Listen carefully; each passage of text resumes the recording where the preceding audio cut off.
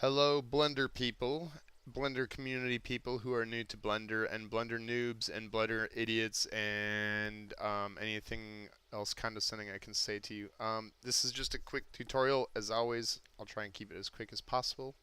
I just want to point out some important things. Right now, we will talk about the Sheecret menu, and I'm not saying that because I have a lisp. It's the Sheecret menu because it's Shift S and it opens up secrets. So again, to open this Sheecret menu, you hit Shift S and there it is. And you get these wonderful things talking about the cursor. You're like, well, what the hell's the cursor, huh? That's the cursor. This is your 3D cursor. Just a quick aside, if you need help navigating the scene, this is the scene. Um, I'm in orthographic mode right now. If you just hit the number pad 5, it'll change it into perspective. And a lot of times people, if they're focusing on something, will get lost in perspective mode. I like to work in orthographic generally, unless I've got internal spaces, but we'll get into that later. So again, 5 to get into ortho mode. Um, Now I'm going to res a cube. So Control A is, no, sorry, Shift A is the shortcut.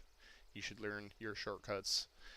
I'm going to put down a cube, and it reses itself right on that cursor. Now, let's say I put the cursor there. It's going to move in 3D, so it's a bit weird how to, get the cursor where you want it. So what I like to do to get the cursor where I want it is I like to take an object like this cube. I'll hit G to grab, and I'll move it.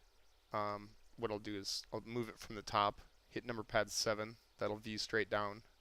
Now hit G to grab, I'll move it over here, and then if I hit 1, which is front on view, I can see its elevation, its height, so I'll grab it again and move it up.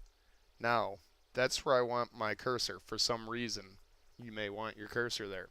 So hit Shift S and set cursor to selected. And then you can do that. So like, one reason why you might want to do this is, like, let's say I want this point to move to an exact location where my cursor is.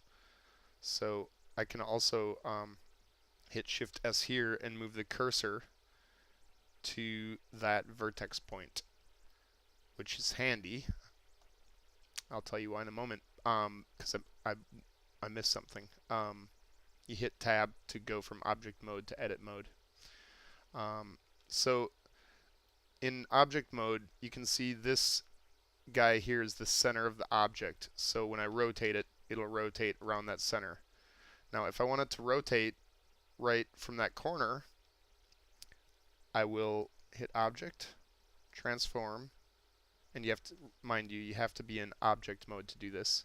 Transform, and the origin to the 3D cursor. So now that object has the origin at that little corner, and when I rotate it, this is good for doors and other things like that. It rotates around that point. I could also cheat and set this to 3D cursor and rotate it around there. So that way, if we go back, transform origin to center of mass or geometry, that'll get the origin back to that spot.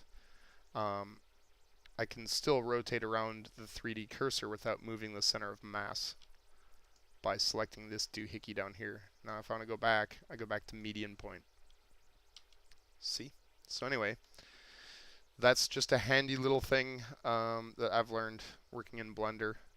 One more handy little thing is, let's say I'm way over here and I can't see my object. Oh, this is really pissing me off. I can't get there to edit the thing. Well, you got it selected. You can go in the hierarchy and select it if you want, or you can select it in world. And if you can't focus on it, just hit the period button on the number pad, and that will focus you right in, nice and tight. If you're in perspective mode, it will do the same. But if you shift slide over, that's how I'm moving. I'm hitting shift and the middle mouse button to shift slide over. Then I'm not focused in on it again. I'm like, how do I edit this stupid thing? Hit the period. There you are. Bob's your uncle. Hope you enjoyed the tutorial. Stay smart and blender savvy.